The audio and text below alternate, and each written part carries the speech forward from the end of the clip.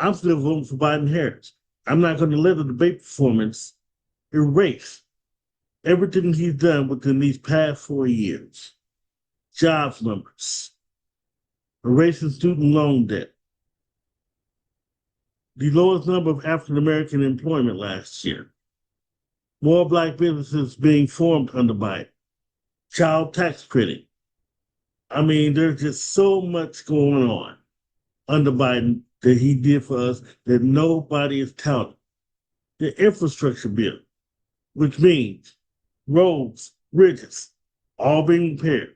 Those little pet projects that the Republican senators and congressmen are always, the House members are talking about that they did, that none of them voted for the bill before it became law, they're touting it now because their little pet projects are being done. You just have so much going on under Biden Harris that he did. The CHIPS Act, he's doing more oil here than anywhere else. We're drilling more now. So while y'all worried about that pipeline, we're drilling everywhere else. So basically, we don't have a need for foreign oil. We basically are going to stop price gouging because that's what's causing the inflation as soon as the tax cuts disappear in 2025.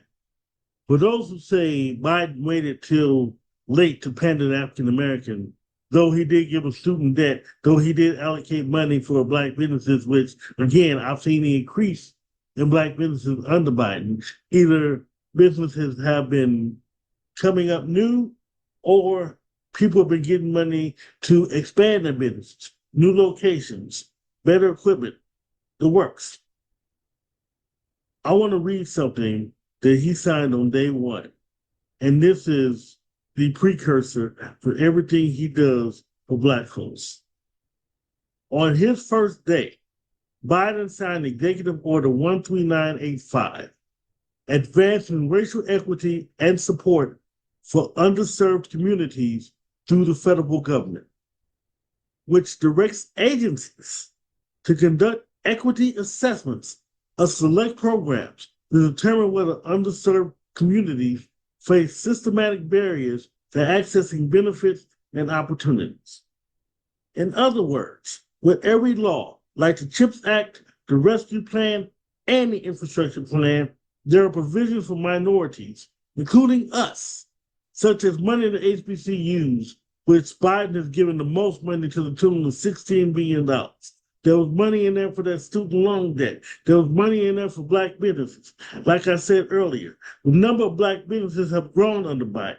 According to the Small Business Administration, 440 small business applications were submitted monthly. That's 46% higher than Trump's entire presidency.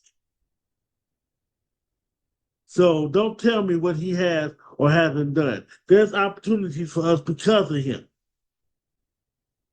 Last time I checked, female vice president, Black female vice president, Black female press secretary, and not to mention judges. We have more judges of color and female judges, not to mention the first Black female on the Supreme Court. You mean to tell me he doesn't care?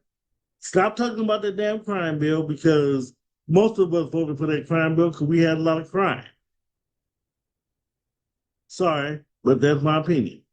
I'm also going to need y'all to stop that every time a Family Dollar closes or Walgreens closes because of theft in a bad neighborhood, you want to call it Biden's America. That happens with any president. That has nothing to do with just Biden. That's why we also have to make sure we pay attention to our local races.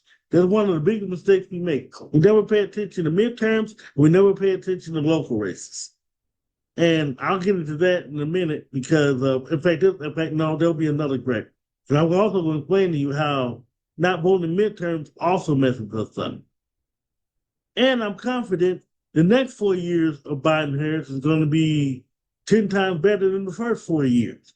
Because for all you people that say that we're still in a recession or we're still poor because things are high and things like that, you can blame the former president. You can blame his constituents because he's going to make rich people pay their fair share. Because we are going to get that price gouging bill taken care of. Once the Trump tax cuts expire next year, we're going to change the tax code to make sure that rich people pay their fair share. Finally, I just want to say, but also keep talking about Republicans freed the slaves and Trump has done more for black people and all this stuff. Well, let me explain something to you. Right now, since you want to say Democrats created the Klan and all this, who does the Klan support today? Don't want to look that one up because you know who the Klan supports. I am not going to support a president whom white supremacy supports. And I got a trivia question for you. One you'll probably never get, and when you do, you won't believe it. But name the president, the one president within our lifetimes, I would say the last 50 years, who left us in a surplus. Not debt, but a surplus. The answer will astound you.